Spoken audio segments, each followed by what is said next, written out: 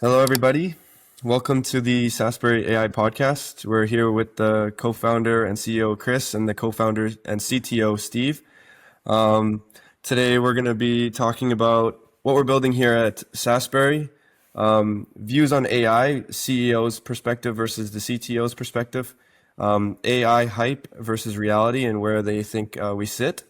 And then we'll talk about advice for other curious CEOs. And then, that's the topics we're going to talk about. So we'll get right into it and let you guys introduce yourself. I guess I already introduced you guys, so we'll just get into what are we building here at SaaSberry? Okay. What are we doing at SaaSberry? Well, SaaSberry is an innovative engineering firm. Steve and I have been working in AI for probably over a decade, but last October, as we know, with some large language models that have been released, the capabilities and technologies have evolved dramatically. So we have built out a practice to help people define a use case and get an agent deployed in their environment that's going to solve a specific task that humans used to have to do before. The vision where we feel and the world is talking about going is through that it's going to be a multi-agent environment to all of our customers, all businesses, and that kind of look at it as a large circle on how traditionally that would be your team doing all the work they need to do to solve your business problems or increase revenues, etc. And now look at it within that circle that it's going to be all in the future agents, and your humans will be on the outer layer just making sure that your agents are accomplishing the tasks in the metrics of the KPIs that you need them to achieve. So we've built out a practice to help businesses get agents deployed in their environment quicker, faster than they can do it on their own. One of our customers said that SaaSberry does the heavy lifting and they are allowed to do the day-to-day maintenance to make sure that their business is running properly. Steve, you want to add anything to that? Or No, that's a perfect description. I mean, the thing is this: we spend our waking hours and sometimes even our sleeping hours focusing on AI. We're expert at this. We love this. We live it. We breathe it. And we build it. We build it every single day, and that's what we do. And that is because it's our focus. A lot of teams, a lot of people who hire us, simply their teams are busy keeping the lights on, doing what they need to, right? They maintaining current applications, rolling out new iterations of the applications. But AI is it is. We're in it every single day, so we see it. And it's a beast. It is a lot to take in, a lot. You need to understand what the models are, where to use it, what to use it, what the tools are, how to effectively roll it out so that it's safe, so that it's secure, and the guardrails are in place. So nice, guys. That was great. Now I want to talk about our views on AI and see if there's a different perspective between the CEO and CTO in any way. So I guess we can start off with Steve. You could talk about your perspective and views on AI, where it's going, and yeah. So AI itself is probably the most fundamentally world-changing technology that we have right now, as is since really the inception of the internet. And the reason is that it is not just a fundamentally revolutionary technology, and I'm speaking specifically about Gen AI right now, but it's also an enabler technology. It enables everything to be so much better when it comes to AR, it comes to blockchain, it comes to forecasting, it comes to fintech. Everything is so much better, so much more powerful, and it's a force multiplier, right? And so I every single day, every single week, there's the new iteration to a frontier model. Every single week, there's a new tool. You look at what was released in Microsoft Build 3 weeks ago, and you look at what was released at Google I/O, and even in the latest Claude release with the Claude 4.0 release by Anthropic. These are all amazing game-changing tools and technologies and models that will only enable us as builders to build more and be more effective and be able to make better use of how these are supposed to work in enterprises. So, Yeah, I would agree with what Steve said. We're entrenched in AI almost too much. Definitely going back to being a nerd. I got into technology in the 80s, and I was one of the only kids in the neighborhood that was. And then, as Steve mentioned, the internet came and email came, and it was a transformational change that had a very slow adoption rate. And right now, what we're witnessing, as I described, that this is as big as the invention of electricity. And then listening to Brad Smith, president of Microsoft, mention that, okay, it is as big as the invention of electricity, but we haven't invented the light bulb yet, was a good segue, because it goes back to what Steve said. Things are evolving and changing so quickly. There's no doubt about it that the world is going to change, that kids, Gen X will be the last generation to live without AI, and the changes that it's going to do to the world. And I think that with the changes that Steve mentioned that are coming every single day, there's still an adoption rate, and enterprises are taking a lot of time to come up with use cases. When Steve and I engage with our clients, we usually have them step back and say, hey, let's not try to cure a major disease like malaria. Let's start with something very simple. So the use case doesn't have to be dramatic and lengthy, and the project can be completed in a matter of 2 or 3 sprints, which is under 6 weeks.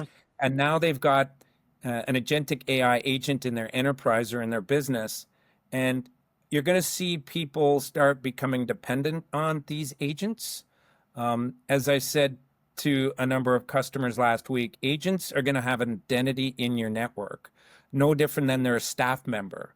And so people can't really look at the upfront costs like a capital investment. They have to look at it like, what's the difference between investing in an agent versus investing in hiring a new employee? And understanding that the agent will take those mundane tasks away from the human employee, and also not get tired, take holidays, take lunch breaks, and really have the capability of working 24/7. And having an agent in your environment, and Steve, maybe we'll get you to give a better description of what an agent is for the viewers, but having an agent in your environment, you could build one out, and now your whole call center can use that one agent. So if you've got 20 people in the call center, it's like doubling your staff. And humans don't want to do mundane, boring things. Well, majority of humans don't. And that's the goal. Let's do something simple. Let's not overcomplicate it, not go wide. Let's go really skinny and introduce AI into your business where it just takes care of some of these mundane tasks, allowing your employees to be more strategic for you. absolutely, I totally agree with that. So, so per what Chris was saying, really, you want to have your existing employees who are familiar with how your organization works, speak as a human, think as a human, but orchestrate and manage these agents in your environment so they're doing what they're supposed to, and where necessary, be the human in the loop.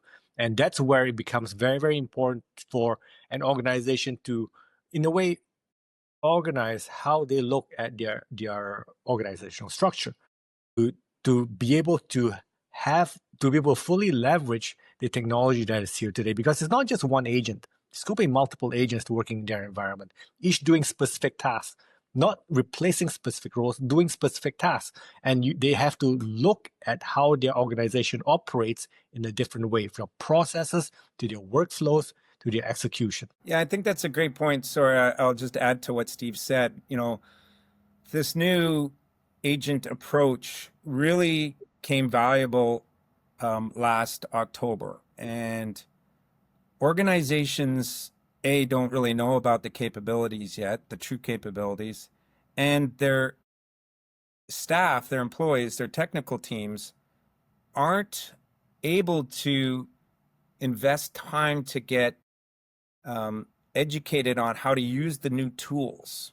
So when we're working with them, we're almost a couple of steps ahead. And around adoption, it is still behind the technology. Everyday technology is getting more powerful. And when I visited South by Southwest in March, walking the trade shows of new AI startups, I couldn't help but question, wow, will Google or Amazon or Meta or OpenAI or Microsoft launch new integration tools for their users that will completely eliminate these AI startups that were funded? And so the world is at flux, and it's changed because the technology is changing. And so that creates a huge opportunity for businesses that take the time to learn this new capability, but don't worry about going super wide and big. Just get your foot in there, because when we started, we thought about one agent in our customer site, and it's very clear, like Steve said, there's going to be dozens, if not hundreds, if not thousands of agents in their environment. And so new challenges that we have to be aware of is, how do we measure and maintain these agents, making sure that they're achieving the results that they need? And what are the acceptable results that a business requires? Humans aren't perfect either, and agents aren't either. So, but what is acceptable? If you've got an employee on a help desk and they're accurate 75% of the time, and customers love them, and is that a success? That goes back to how we treat agents. What is an acceptable success rate, and what's an acceptable failure? Obviously, if we're talking about health, that number goes way up. If we're talking about customer service, it's not as critical. So we can get away with more of an approach to start taking small steps into the business rather than trying to jump right in. And I also see out there, from adoption, it is taking a very long time. And I personally think that next year there's going to be a lot of people reacting quickly because they're behind. And I don't like to sell fear, but the technology is rapidly advancing, way faster than what we went through in 1999, approaching the dot-com era. So we have to consider that if you don't just do baby steps now, you might be frantically reacting and not have the skill sets or knowledge to adopt it. So as I say to every kid that is going through school right now, and every staff member here at SaaSberry, learn the tools, play with the tools, get to know the tools. We build the tools, but as a first start, roll out ChatGPT or Copilot within your enterprise. Okay, you're doing something. Now you're getting familiar with how it can benefit us. And then what advancements, as your software vendors, SAP, Salesforce, Adobe, they're all launching their own agents. Look at why not having those agents work in your enterprise. And then how will a tailored agent augment my staff to make them more powerful, and associate it with, is this a top line or bottom line goal that we want to achieve? Right? Yeah. So with this growth that we're seeing in AI, and how we think that, or we know that everybody's going to be using AI agents, and it's coming really quickly, where do you think it's like there's a large hype within this space now, within AI and AI agents? Where do you think that hype is overhyped or underappreciated? And let's find the middle ground in between AI hype and versus its reality. And where do you think it's overhyped and underappreciated? So I'll jump in first. So I do think that this is one of those rare technologies where the gap between hype and reality is actually fairly close, right? And here's the reason why I'm saying this. I alluded to this earlier when I said that there are advances and releases almost on a weekly basis. The thing is, even the frontier model companies don't quite know what the ceiling is, because that they may not necessarily be what you traditionally refer to as a ceiling. The potential is so great, right? And the growth is so great. And there used to be a concern that computational power and the limitation to it will cause that ceiling to be reached sooner than later. But that's really not happening. And the reason why is that the inference cost is dropping dramatically, and the cost of the advances in these CPUs, NPUs, all these processing ability are also improving. The hardware is improving as well. The software is improving. And you get to a point where you do have the exponential growth that'll keep going and it keeps filling up. So I feel the potential is so great that the hype isn't necessarily wrong. But that being said, when it comes to individual verticals and ability and tooling, some of that hype is overreaching. However, not, but for, I would say in general, it is not. Yeah, I would say there's an incredible large amount of hype. Apple today announced about how we're much further behind on AGI than what people thought.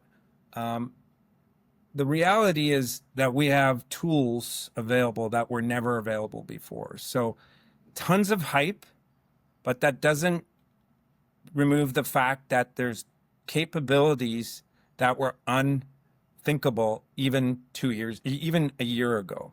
And some people will say, don't invest in this yet because it is all hype. I would disagree.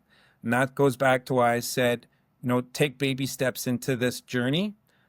There's no doubt about it. The whole world is going to change. How big? That's a question, a debate right now. Myself, some of the things I've seen, I would say that more than most people are aware. That's how advanced the world's going to change. But I definitely think that there's a lot of hype. Hype sells, and you're seeing a lot of people preying on that. I know Steve's part of the CIO Association, and fear-mongering sales is not a conversation salespeople out there should be having with CIOs and CTOs and CEOs, every C-level. I come across it as, how do I become very knowledgeable, to put it in layman's terms, to someone that might not be as knowledgeable as I am? So I find it a hobby of mine to really learn what the tools can do in an enterprise, because that's a big difference. What we can download and use on our phones are pretty cool, but businesses can't just put these into their environment because of the risks around security. And even around responsible AI, I always thought like ethics around that. It's much more around ethics. What is it enabling your customers to do? What are the KPIs? What are the business questions that need to be asked? What are the answers to make these agents successful within your environment? But tons of hype. I went through this in 1999. There was so much hype around the dot-com era, and maybe it didn't get adopted in 2000, 2001, but look at us now. We couldn't imagine living without the cloud and the internet, email and chat and text. So it is going to transform everything as we know it. And the fear-mongering around job loss, I don't agree with that. Jobs are going to change. I believe the demand for new skills in this AI journey are going to be at a high amount of need for organizations out there. But any of the traditional work will be gone. But that's been happening since I got into technology after graduating in the early 90s. So. And it's really important, per Chris's point there regarding potential job loss, is that entry-level jobs are the ones that will be greatly affected, right? Especially in the knowledge worker realm, right? But for those people who are entering the workforce from recent graduates to the people who are returning into the workforce after being off for a little while, I would say to them, absolutely make sure you know your AI tools. Absolutely understand how AI works, because that will get you in the conversation, in the ability to provide the value to work alongside AI. And I think, to go back to what your question was, Chase, hype versus reality, people forget that invention and creation and the process by which they happen have always been a subject of debate, right? And then segueing in that to a quote from Michelangelo, that every block of stone has a statue inside it, and it's the task of the sculptor to discover that. So let's not fear it. Let's not ignore it. Let's not go all in, full in. Let's really look at that block of stone and what we can sculpt it into and create this work of art with these new tools. Absolutely. Yeah, exactly. I like that quote there. So if for other CEOs listening, if they have that stone, where do they start? For curious CEOs in AI, how do they start and how do they get into it and start creating that sculpture then? What do you think? Well, I think any CEO out there needs to be asking questions, talking to their peers. What I have noticed when, from hype and reality is a lot of the speakers on stages at these events, when I go and start asking them questions, they're more talkers than doers. And so be aware that your competitor or other CEOs in your peer community could be exaggerating the level of investment. What I say right away is, first of all, you need to look at the vendors out there for a stable partnership. We really like the Microsoft ecosystem. They have a very, very strong set of tools for the AI developers and for the administrators. They've got a long-term strategy in place to continuously bring new capabilities, and they can handle things like Sarbanes-Oxley, compliance, regulatory, and all the security threats that would be hard to do as small. So a CEO needs to look at what vendor I might want to partner with first. Network with your fellow peers in the network, in your community. Attend trade shows a little bit more. But when you're at the trade shows listening to speakers, don't take everything as gospel. Look at what nuggets can benefit you. And then, of course, the first step is to just put a client native app in your employees' hands. We use Microsoft Copilots business version. And then also with our dev teams, we have business edition as well.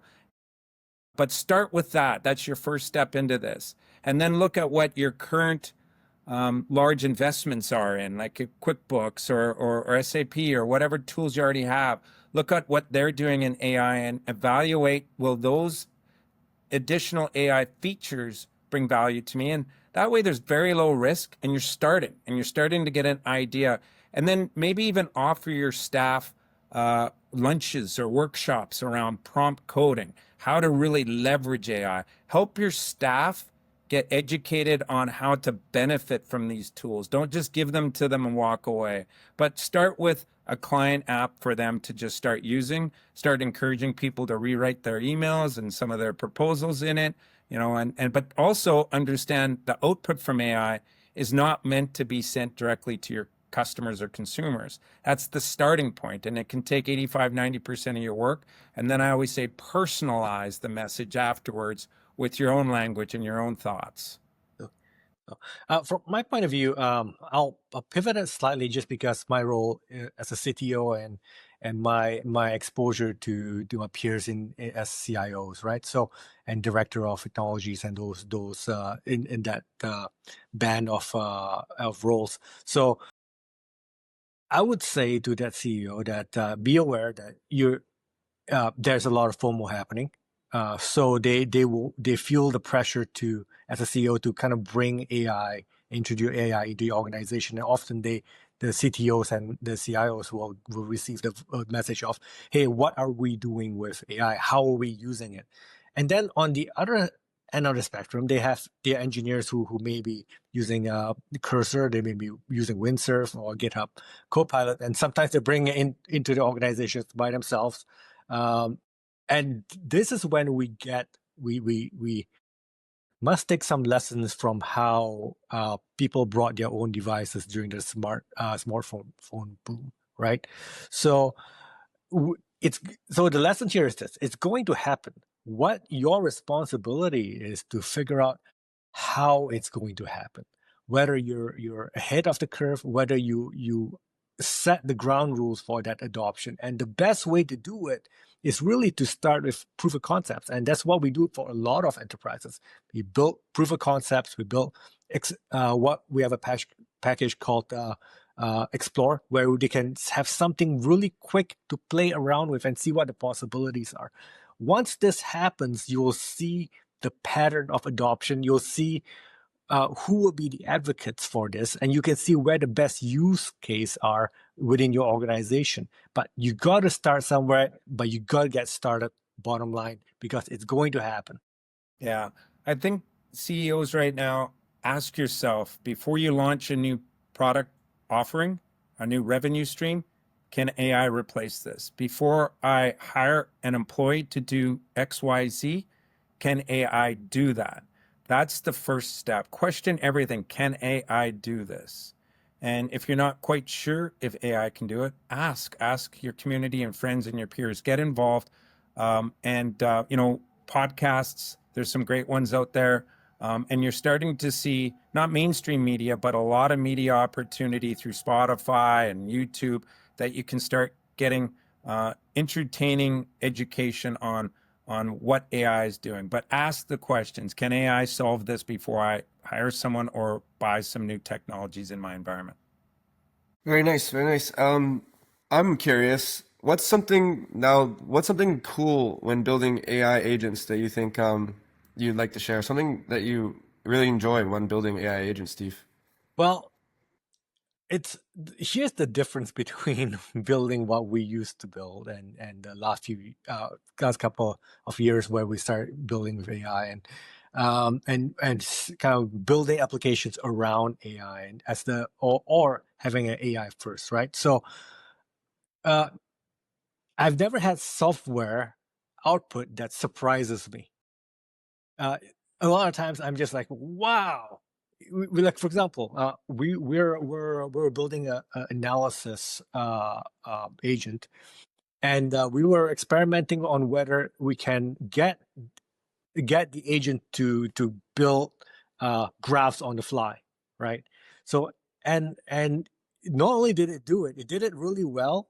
It understood how to do the best data visualization possible. It picked the right data visualization, whether it be a line graph or a bar graph or a pie, and we managed to get it to effectively uh, uh, render that graph, and it picked the right color or on the first shot. It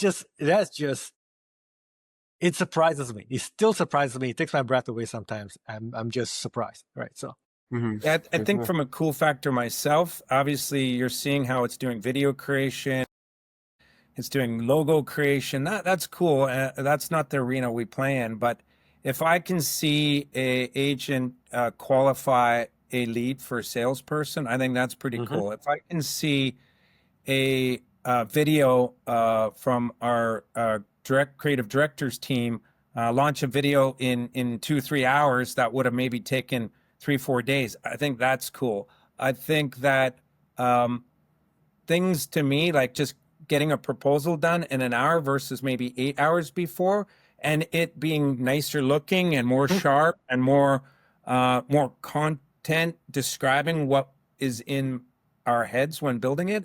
I think those things are cool. And but you're going to see in the media show really cool 3D, 4D, 100% built AI movies and stuff. But I'm more of a business nerd. For sure. Well, I think that was a lot of stuff to take in for one podcast there. Is there anything else you guys would like to talk about or mention before we end the podcast?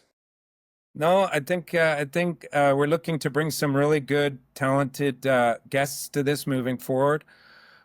Really excited to just educate and share what I'm learning with as many people as I want. Reach out and network with us on LinkedIn. If you ever want to have a talk with Steve or any of our senior engineering team, we'd be happy to introduce you. And just look forward to seeing the way the world is going to evolve and how our whole lives are going to change because of this. yeah, I echo that. And I guess one piece of advice I would say is don't fear it, embrace it, because this is a really exciting new world with amazing horizons. So yeah, it's a ton of fun even for enterprises. So. Nice. Well, thanks everyone for tuning in. This is the SaaSberry AI podcast, and we hope you guys follow and continue to learn and grow with us. So thanks for being here, guys. Thanks, guys. And, appreciate it. Everyone, bye-bye. We'll see you next time. Yeah. you.